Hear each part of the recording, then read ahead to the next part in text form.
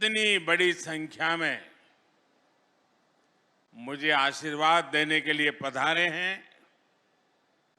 मैं आप सबको, विशेष करके हमारी माताओं बहनों को और इस क्षेत्र के जनजातीय समाज को भी आदरपूर्वक नमन करता हूं।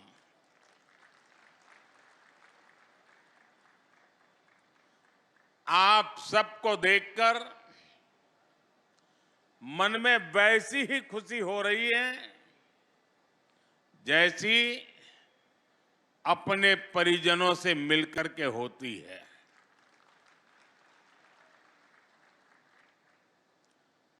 झाबुआ जितना मध्य प्रदेश से जुड़ा है, उतना ही गुजरात से भी जुड़ा है। झाबुआ और इस पूरे इलाके की गुजरात से केवल सीमा ही नहीं लगती, बल्कि दोनों तरफ के लोगों के दिल भी मजबूती से जुड़े हुए हैं।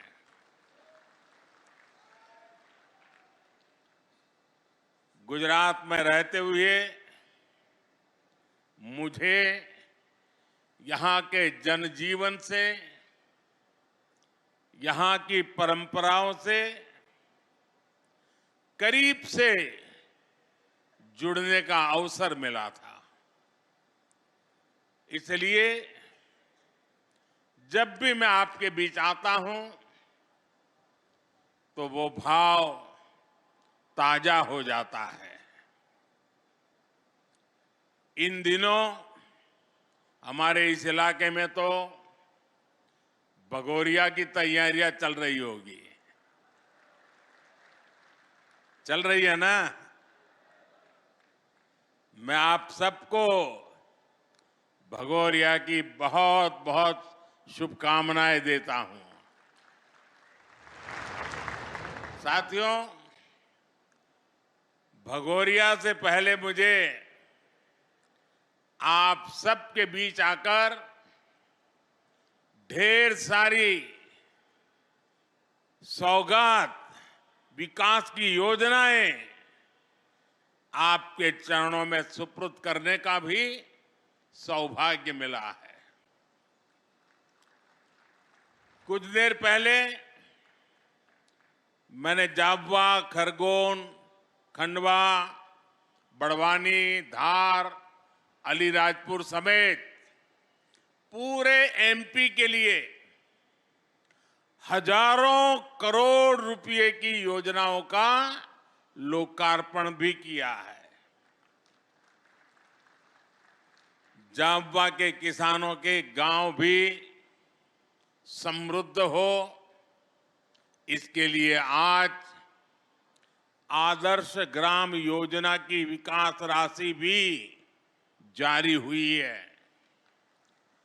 इस क्षेत्र की कनेक्टिविटी को बेहतर करने के लिए आज मध्य प्रदेश में कई बड़ी रेल परियोजनाओं को भी शुरू किया गया है। आज से रतलाम और मेघनगर रेलवे स्टेशन को आधुनिक बनाने का काम भी शुरू हो रहा है। जनजातीय समाज की मेरी करीब 2 लाख बहनों बेटियों के खातों में 1500 रुपये भी आज भेजे गए हैं। एक साथ विकास के इतने सारे काम ये बता रहे हैं मध्य प्रदेश में फिर से एक बार बनाई हुई ये डबल इंजन की सरकार डबल तेजी से काम कर रही है। विकास के इस महाअभियान का श्रेय मध्य प्रदेश की जनता को जाता है। मैं आप सबको इसके लिए बहुत बहुत बधाई देता हूं। साथियों, यहां आपके बीच आने से पहले मैंने देखा कि मेरी इस यात्रा को लेकर खूब चर्चाएं भी हो रही है। भांति भांति की बातें लिखी जा रही है, भांति भांति की बातें बोली जा रही है। कुछ लोग कह रहे हैं कि मोदी मध्य प्रदेश में झाबुआ से लोकसभा की लड़ाई का आगाज करेगा। मैं बताना चाहता हूं कि मोदी लोकसभा चुनाव के प्रचार के लिए नहीं आया है। मोदी तो सेवक के तौर पर ईश्वर रूपी एमपी की जनता जनार्दन का आभार मानने आया है। मध्य प्रदेश में विधानसभा के नतीजों से आप पहले ही बता चुके हैं, लोकसभा के लिए आपका मूड क्या रहने वाला है। एमपी ने ये भी बता दिया है कि भाजपा सरकार की डबल इंजन सरकारों के प्रति जन समर्थन लगातार बढ़ रहा है। इसलिए इस बार विपक्ष के बड़े बड़े नेता पहले से ही नेता विपक्ष में बोलने लगे हैं, संसद में बोलने लगे हैं। 24 में 400 पार, 24 में फिर एक बार, लेकिन इसके पहले मध्य प्रदेश की जनता ने विधानसभा चुनाव में जो हमें भारी जन समर्थन किया है, हमारे इतने सारे साथियों को विजयी बनाया है। आपने हमारे पर जो विश्वास रखा है ना, मैं आज फिर एक बार गारंटी देता हूं कि इस विश्वास के अनुरूप हम दिन रात आपके लिए काम करेंगे।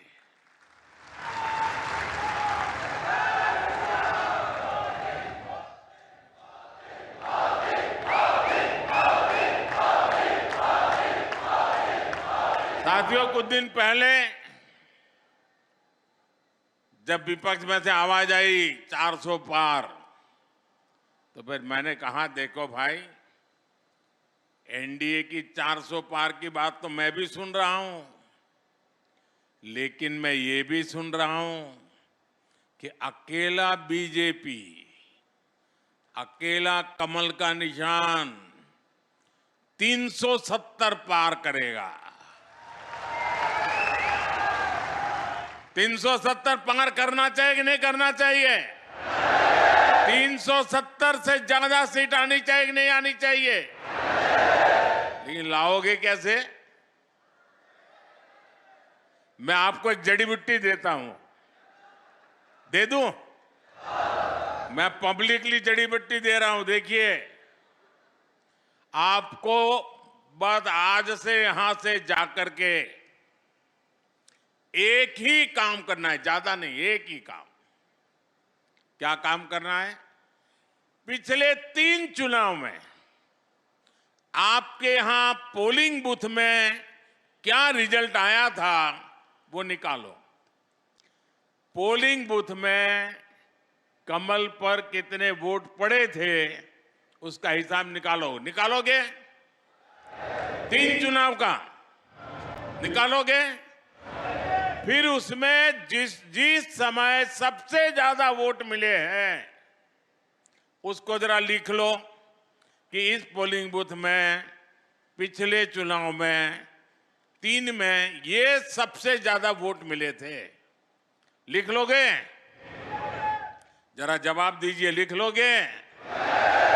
फिर आप तय करना कि अब जो ज्यादा से ज्यादा वोट बूथ में मिले थे उसमें इस बार 370 नए वोट जुड़ने चाहिए। करेंगे? यानी आपके पोलिंग बूथ में जितने वोट ज्यादा पहले मिले थे उसमें इस बार मेहनत करके 370 वोट ज्यादा लाना है। लाएंगे? हिसाब किताब करेंगे? एक एक मतदाता की सूची बनाएंगे? सरकार के काम उसको बताएंगे? उसने कौन कौन सी योजना का लाभ उसके घर तक पहुंचा है ये बताएंगे उसको, और जिसको अभी पहुंचा नहीं है उसको विश्वास देंगे कि मोदी जी फिर से आकर के काम पूरा करेंगे। बताओगे? अब एक पोलिंग बूथ में अगर आप नए 370 वोट 370 वोट આપણે ગુજરાતીમાં 370 કહીએ ને, हाँ 370 वोट अतिरिक्त होने चाहिए। अगर ये मेरे हर बूथ में हो गया तो 370 पार पक्का करेंगे। साथियों, विपक्ष के लोगों को जमीनी हकीकत का ये आईना मध्य प्रदेश ने पिछले चुनाव में जनता का मिजाज क्या है वो दिखा दिया है। मध्य प्रदेश को मौका मिला इसलिए दिखा दिया, लेकिन ऐसा ही मिजाज हिंदुस्तान के कोने कोने में है। मैं अभी दक्षिण में गया था, राम मंदिर को लेकर के मेरा एक अनुष्ठान चलता था और मैंने वहां जो भाव देखा, माताएं, बहनें, बुजुर्ग, बच्चे, नौजवान। मेरा कार्यक्रम नहीं था पब्लिक का, मैं तो अपना पूजा पाठ के लिए गया था, लेकिन हजारों हजारों की तादाद में मुझे आशीर्वाद देने के लिए आ रहे थे। मैंने देश की ताकत को, देश के आशीर्वाद की ताकत को, माताओं बहनों के आशीर्वाद की ताकत को अनुभव किया है। मैं कल्पना नहीं कर सकता हूं कि आपके इस सेवक को आप इतना प्यार करते हैं, इतना आशीर्वाद देते हैं। शायद कितने जन्मों का पुण्य होगा तब जाकर के मुझे आपके आशीर्वाद प्राप्त करने का अवसर आता है। मेरे प्यारे जनजातीय समाज के भाइयों बहनों, 23 में कांग्रेस की छुट्टी हुई थी विधानसभा चुनाव में, 24 में पूरा सफाया होना तय है। साथियों, डबल इंजन की सरकार कैसे काम करती है, मध्य प्रदेश एक उत्तम उदाहरण आज पूरे देश के सामने है। बीते वर्षों में मध्य प्रदेश ने 2 अलग अलग दौर देखे हैं।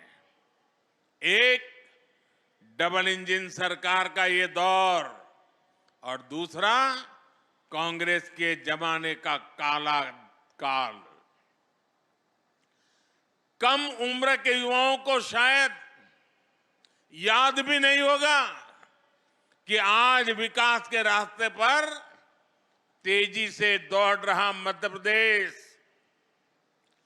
भाजपा सरकार आने से पहले देश के सबसे बीमारू राज्यों में गिना जाता था। मध्य प्रदेश को बीमारू बनाने के पीछे सबसे बड़ी वजह थी गांव, गरीब और आदिवासी इलाकों को लेकर कांग्रेस का नफरत भरा रवैया। नफरत, नफरत, नफरत। इन लोगों ने न कभी आदिवासी समाज के विकास की चिंता की, न उसके सम्मान के बारे में सोचा। इनके लिए तो जनजातीय लोगों का मतलब केवल कुछ वोट होता था, सिर्फ वोट होता था। इन्हें गांव, गरीब, पिछड़ा की याद तब आती थी जब चुनाव की घोषणा होती थी।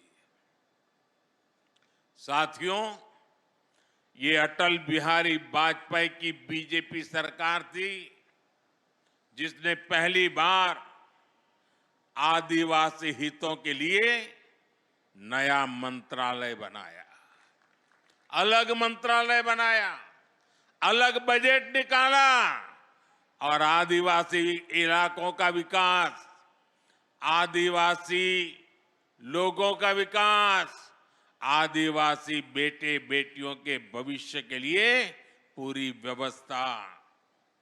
ये हमारी बीजेपी की सरकार है जिसने वन उपज पर एमएसपी में रिकॉर्ड वृद्धि की। ये बीजेपी की सरकार है जिसने एमएसपी के दायरे में वन उपज की संख्या को करीब 10 से बढ़ाकर 90 के आसपास पहुंचा दिया। ये बीजेपी की सरकार है जिसने देश के आदिवासी इलाकों में वन धन केंद्र खोले हैं ताकि